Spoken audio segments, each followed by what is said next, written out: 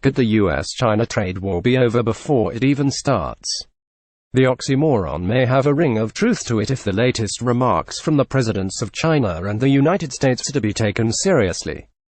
In a speech billed in official media as a major policy announcement, broadcast live on national television and over the internet, Xi Jinping promised on Tuesday to widen foreign investors' access to China's financial and manufacturing sectors, lower trade tariffs, greatly expand imports, and strengthen the protection of intellectual property rights. Throughout his speech of nearly 40 minutes, Xi did not mention China's trade spats with the US President Donald Trump. But Xi appeared to have singled out some pledges to address Trump's concerns. A nasty US-China fight is inevitable. But it needn't be terminal. In particular, he said China would relax the foreign ownership limit on automobile joint ventures, currently set at 50%, as soon as possible, and would significantly lower tariffs on imported vehicles. Xi's pledge came less than a day after Trump complained in a tweet that China imposes a 25% tariff on imported American cars, 10 times the tariff the US imposes on imported Chinese ones. "Does that sound like free or fair trade?" Trump asked. "No, it sounds like stupid trade, going on for years." Following Xi's speech, Trump reacted favorably. He tweeted he was thankful of Xi's promises on tariffs and automobile barriers, as well as his enlightenment on intellectual property and technology transfers. "We will make great progress together," he said.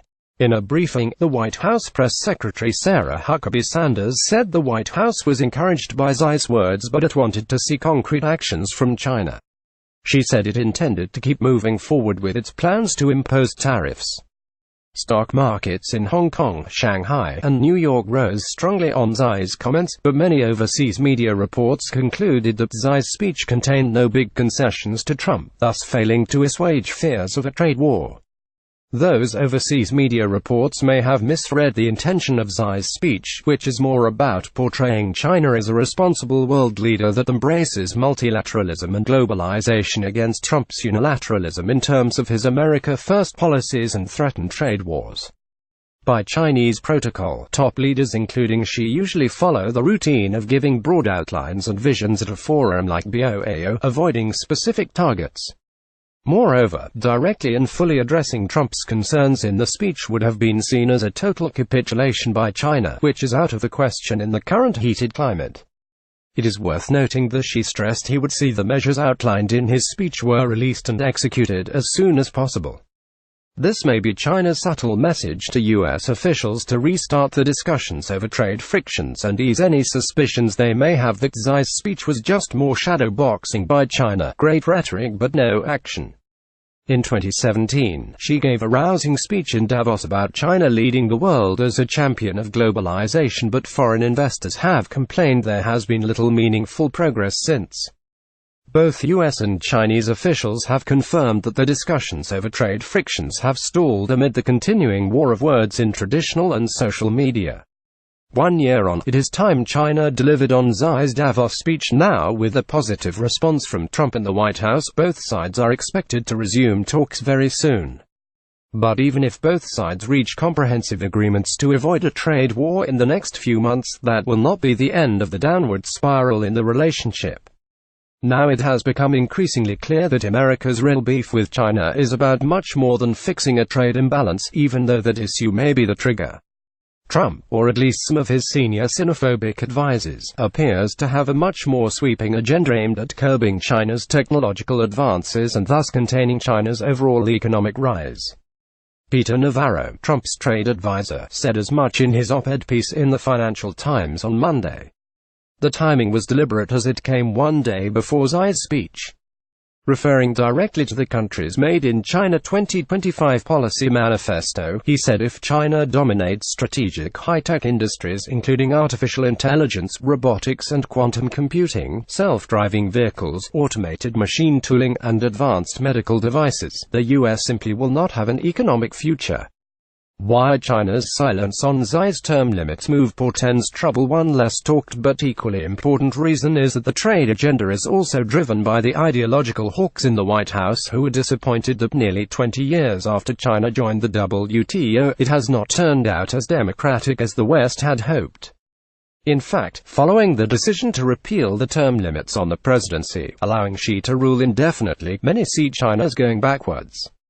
All this shows that the trade war is most likely to be the opening gambit of a series of moves by Washington to throw China off balance. The next likely move will be on Taiwan, one of the most sensitive issues in China-US ties. Beijing sees the island as part of China and frowns on any official contact between Taiwan and other foreign countries, particularly the United States. Soon after Trump was elected, he started to play the Taiwan card by taking a congratulatory phone call from the Taiwanese President Tsai Ing-wen in his transition to the White House, and made no secret of his wish to use the Taiwan issue to force trade concessions from China. Since then, his administration has made several moves to warm ties with Taiwan, including approving the licenses for American firms to sell Taiwan technology to build submarines and signing the Taiwan Travel Act to encourage visits between American and Taiwan officials. Another notable example is the recent appointment of John Bolton as the National Security Advisor. Bolton is known for taking a very strong pro-Taiwan stance in the past, and there is growing speculation he may visit Taipei in June when the new American Institute, the de facto U.S. embassy, is slated to open. If Bolton or some other senior U.S. official makes the trip, China will see that as a major provocation. In a related move, the U.S. is likely to put more pressure on China over the South China Sea following reports last week that China had installed communications jamming equipment there to assert its authority. In January, Bolton wrote an op-ed piece suggesting that U.S. could accord Taiwan full diplomatic status if China did not back off in the South China Sea. The U.S. is also more likely to send more warships to the disputed waters in the name of freedom of navigation. This context helps to explain the unusually strong rhetoric from Chinese officials and media over Trump's decision to impose tariffs worth $150 billion on Chinese imports. Over the past week, the Chinese state media has launched an intense campaign to blast Trump and his tariff decision, saying that the Chinese will not be cowed and will retaliate in kind without hesitation. But some of the nationalistic language has become worrisome. Lining up officials and economists to condemn Trump's unilateral approaches and mounting a robust defense of China's positions is one thing. But comparing the preparations for a trade war to those for a real war to fan the nationalistic sentiment is unhelpful. In one of a series of combative commentaries, the Global Times, the hawkish newspaper owned by People's Daily, urged China to fight the trade war with the spirit in which it fought American soldiers in the Korean War. Xinhua went further by dusting off a phrase China used as a final warning to India and Vietnam right before launching military attacks on them in 1962 and in 1978 respectively. All this war language may send a strong unified message to the US, but it oversimplifies the evolving and complex bilateral ties between the world's two largest economies.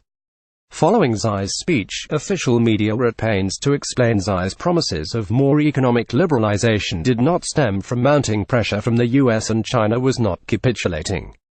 People's Daily said in a blog that while those measures would benefit many of China's trade partners, they were not applicable to those countries which violate WTO rules and readily launch trade wars against other countries. As China beats its war drum, who should hear its call? Perhaps such language stems from the historical perspective that China's opening up was often forced upon it by external forces. But 40 years ago, Deng Xiaoping showed great foresight and wisdom by putting China on the path of reform and opening up. As Xi acknowledged in his speech, Deng's policies have brought revolutionary changes to China, helping pave the way for it to become the world's second-largest economy and the biggest trading nation. The measures unveiled in Xi's speech are equally significant and necessary to bring the country's economy to a new level. It is in China's own best interests to see them implemented as soon as possible. All the better if implementation of those measures helps repair ties with the US.